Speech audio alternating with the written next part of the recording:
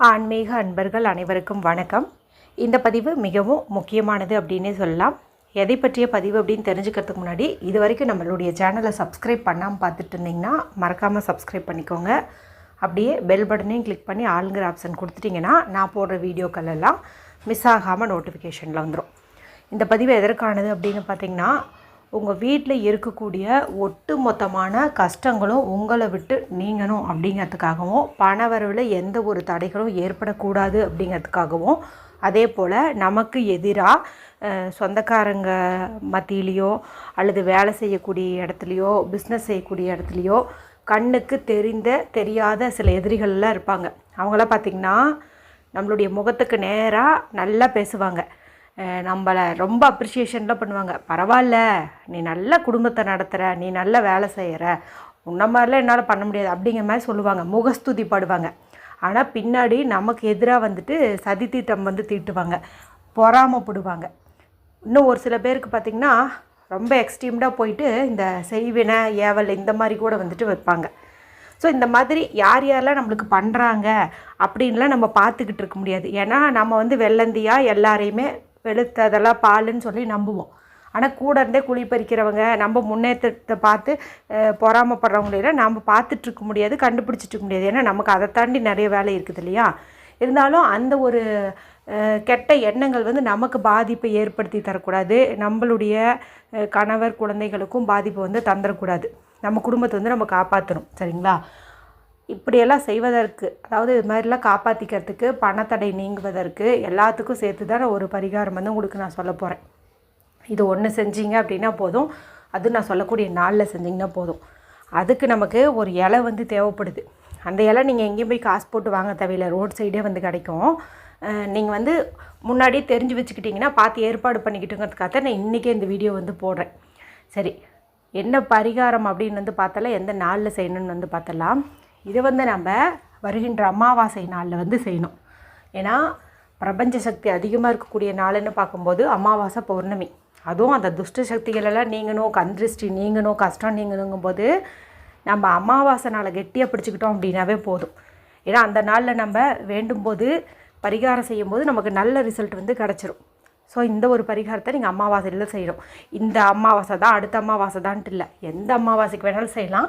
இருந்தாலும் இந்த முறை நமக்கு செவ்வாய்க்கிழமை நாளில் வருது, அதனால் ரொம்ப ரொம்ப சூப்பரான பலன் தரும், சரிங்களா. அதனால் முடிஞ்ச அளவுக்கு இந்த முறையை செய்கிறதுக்கு முயற்சி பண்ணுங்கள். சரி, முதல்ல அமாவாசை தேதி எப்போ தொடங்குது எப்போ முடியுது அப்படின்னு தெரிஞ்சுக்கலாம்.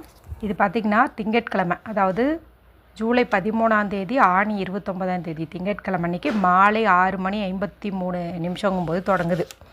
இது நமக்கு ஜூலை 14 ஆணி 30 செவ்வாய்க்கிழமை அன்னைக்கு மாலை 4:33 வரைக்கும் இருக்குது. பகல் பொழுதில் அமாவாசை தேதி என்றைக்கு இருக்குதோ அன்றைக்கி தான் அமாவாசைன்னு நம்ம கணக்கு எடுத்துக்கணும். அதன்படி பார்க்கும்போது நமக்கு 14 செவ்வாய்க்கிழமை தான் அமாவாசை இருக்கிற மாதிரி நம்ம கணக்கு எடுத்துக்கணும், சரிங்களா. சரி, இந்த ஒரு தீபத்தை நம்ம சிவபெருமானை நினச்சி ஏற்றணும். அன்றைக்கி செவ்வாய்க்கிழமை முருகப்பெருமான் வழிபாட்டுக்குரிய நாள் தான். இருந்தாலும் இந்த ஒரு தீபத்தை நம்ம சிவபெருமானை நினச்சி ஏற்றும்போது அமாவாசை நாள் அதுவுமா நமக்கு அற்புதமான பலன் கிடைக்கும். ஸோ வீட்டில் சிவபெருமான் படம் வச்சுருந்திங்கன்னா அது தொடச்சி தூய்மைப்படுத்திக்கோங்க. இல்லை படம் இல்லைங்கன்னா பரவாயில்ல, விட்டுருங்க, சரிங்களா. உங்கள் வீட்டு பூஜை அறையில் இந்த தீபத்தை நீங்கள் ஏற்றி வைக்கிற மாதிரி இருக்கும்.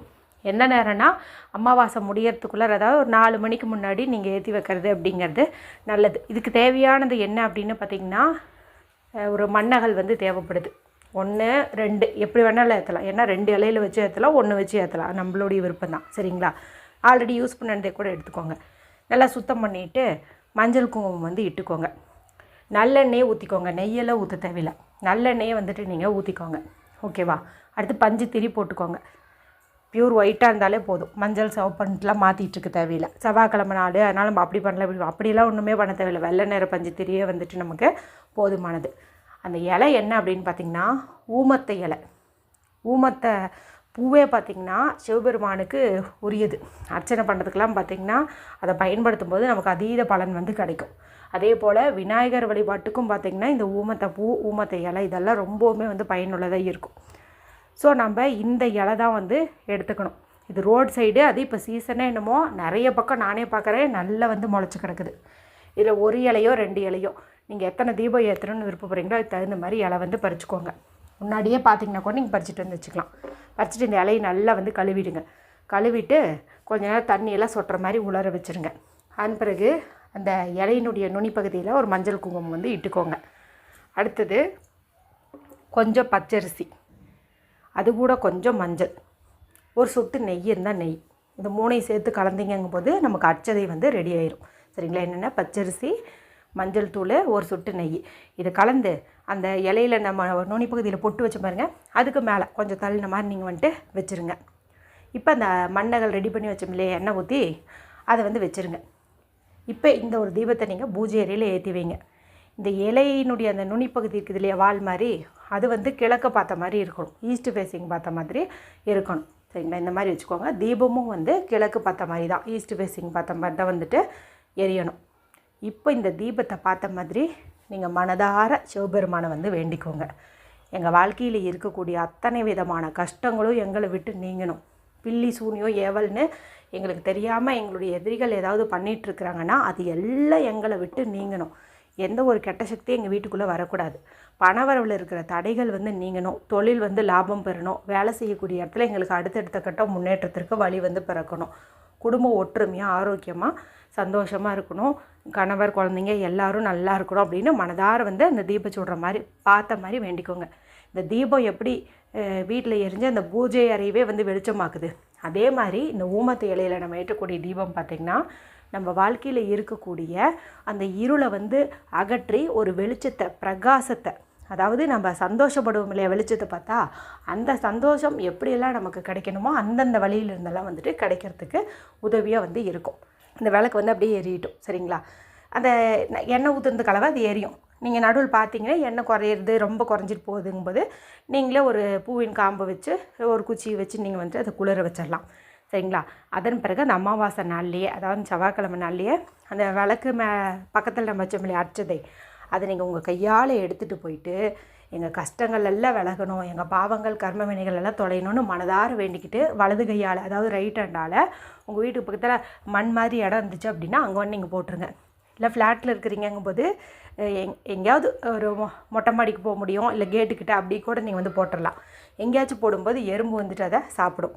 நம்ம கையால் அமாவாசை நாளோ அதுவுமா நம்ம இந்த மாதிரி தானம் பண்ணுறோம் அப்படிங்கும்போது அதுவே நமக்கு பலவித பலன்களை வந்து கொடுக்கும், கஷ்டங்களை வந்து போக்கும். சரிங்களா?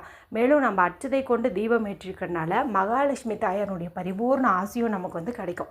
இப்போ பாருங்கள், இந்த இலையில் ஏற்றுறதுனால விநாயகர் மனம் குளிரும், அதே போல் சிவபெருமான் மனம் குளிரும், மகாலட்சுமி மனம் குளிரும்.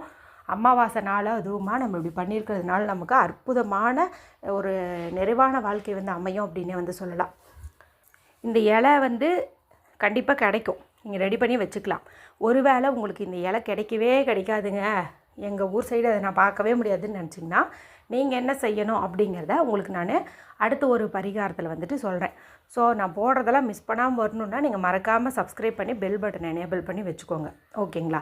சரி, வீடியோ பிடிச்சதை மற்றவங்களையும் ஷேர் பண்ணுங்கள், லைக் பண்ணுங்கள். மற்றும் ஒரு பயனுள்ள பதிவில் உங்களை சந்திக்கிறேன். நன்றி, வணக்கம்.